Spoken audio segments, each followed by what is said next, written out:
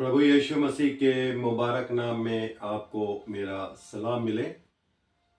अब जबकि हम क्रिसमस फेस्टिवल मूड में हैं और सारा संसार बड़े हर्षोल्लास के साथ इस त्यौहार को मनाएगा और हम लोग भी इसको मनाएंगे। लेकिन प्रिय भाई और बहनों, क्रिसमस की खुशी जब हम मनाते हैं, हर साल ये नई उमंग लेके हमारे जीवन में आता है। लेकिन इसके पीछे उस बड़ी परमेश्वर की योजना को, उस समर्पण को जो इसके पीछे छुपा हुआ है, उसके बारे में आज हम बात करेंगे। आज हम मरियम के जीवन से देखेंगे उन 6 अद्भुत बातों को, उन 6 शिक्षाओं को जो हमारे विश्वास को मजबूत करती है। मरियम, उसका विश्वास, उसका साहस, उसका आज्ञाकारिता की मिसाल।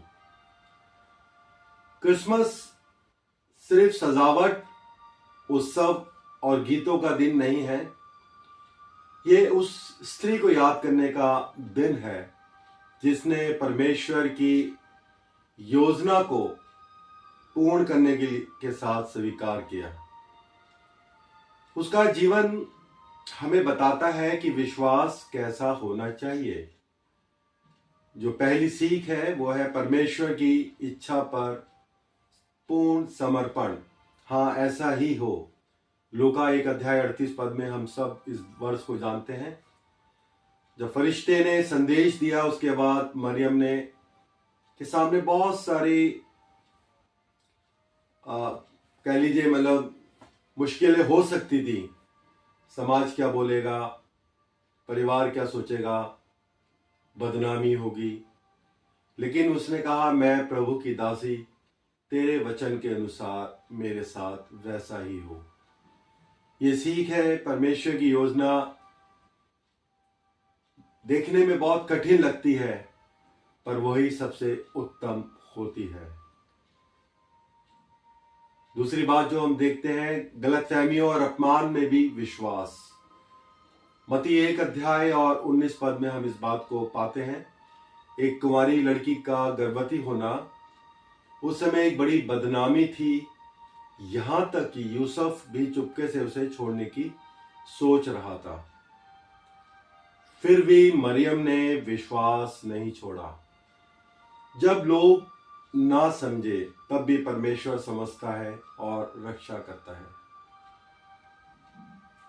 तीसरी जो बात है, जब वो गर्भवती हुई और नाम लिखवाने के लिए कठिन यात्रा में उसके धैर्य को हम देखते हैं, जो लूका 2:4 और 5 में पाया जाता है। बच्चे के जन्म से पहले मरियम को नासरत से बैतलहम की करीब 90 या 100 किलोमीटर की यात्रा करनी थी। आजकल तो बहुत ट्रांसपोर्ट के साधन हैं, लेकिन उस समय ट्रांसपोर्ट के साधन नहीं थे। या तो पैदल या खच्चरों पर, घोड़ों पर चल करके यात्रा करनी पड़ती थी, और जिसमें बहुत समय लगता था। वो थकान, वो दर्द, वो असुरक्षा, फिर भी उसने प्रभु की योजना को पूरे करने के लिए हार नहीं मानी। परमेश्वर का वचन के अनुसार जब हम उसकी योजना को अपने जीवन में पूरी करते हैं, तो हमें कठिन रास्तों से भी होकर गुजरना पड़ता है, लेकिन अंत में परमेश्वर आशीष देता है। हम देखते हैं इतना सब कुछ वो कह रही है, सह रही है, सारी बातें उसने करी है। इतनी लंबी यात्रा करके भी वो पहुंची है, लेकिन सराय में उसके लिए जगह नहीं है। फिर भी उसका भरोसा प्रभु पर बना रहा। लूका 2:7 में हम देखते हैं, बैतलहम पहुंचने पर सराय में जगह नहीं थी। एक गर्भवती स्त्री के लिए ये कितनी बड़ी मुश्किल की बात रही होगी, लेकिन उसने कहीं शिकायत नहीं करी है। पूरे बाइबल में हम देखते हैं कहीं उसने कुछ नहीं कहा है। जब दुनिया सारे दरवाजे बंद करे, परमेश्वर वहीं अपनी महिमा प्रकट करता है। गौशाला में यीशु का जन्म, ये हमारे जीवन के लिए बड़ा नम्रता और सर्वोच्च पाठ हो सकता है कि राजा का जन्म जो है वो महल में नहीं बल्कि एक साधारण गौशाला में हुआ, जहां पे गंदगी है, दुर्गंध है, अंधेरा है, पर वहीं उद्धार का प्रकाश चमका है। परमेश्वर के महान कार्य अक्सर बहुत विनम्र शुरुआत के साथ होते हैं। एक और हम सीख देखते हैं, हेरोदेस का खतरा। मत्ती 2 अध्याय 16 पद में हम देखते हैं, हेरोदेस को जब पता चला कि एक राजा का जन्म हुआ है तो वो डर गया और हेरोदेस ने 2 साल तक के सभी छोटे बच्चों को मारने का आदेश दिया। मरियम और यूसुफ अपने बेटे की सुरक्षा और परमेश्वर की योजना पूरी करने के लिए उनको रातों रात मिस्र से भागना पड़ा और एक अजनबी देश, अनजान लोगों के बीच में पहुंचे और परमेश्वर ने वहां पे उनकी रक्षा की। परमेश्वर की योजना की कीमत होती है, पर सुरक्षा भी उसी में है।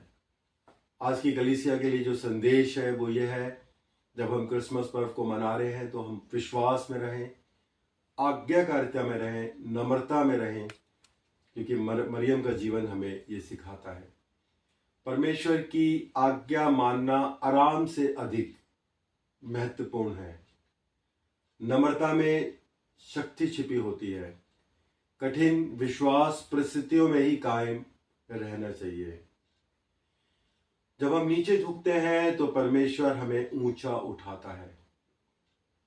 इस क्रिसमस में मेरी सब के लिए प्रार्थना है कि परमेश्वर हमें मरियम की तरह तेरी इच्छा पर हाँ कहने का दिल दे।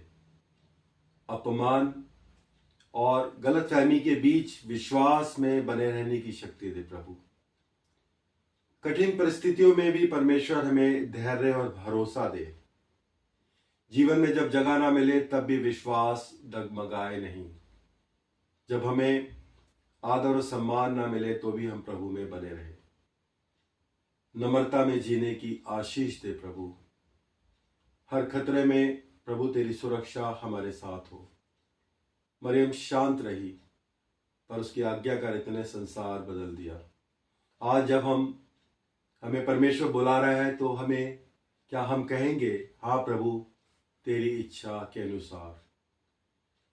क्या हम कोई बहाना लगाएंगे या प्रभु की इच्छा को अपने जीवन में पूरी करेंगे?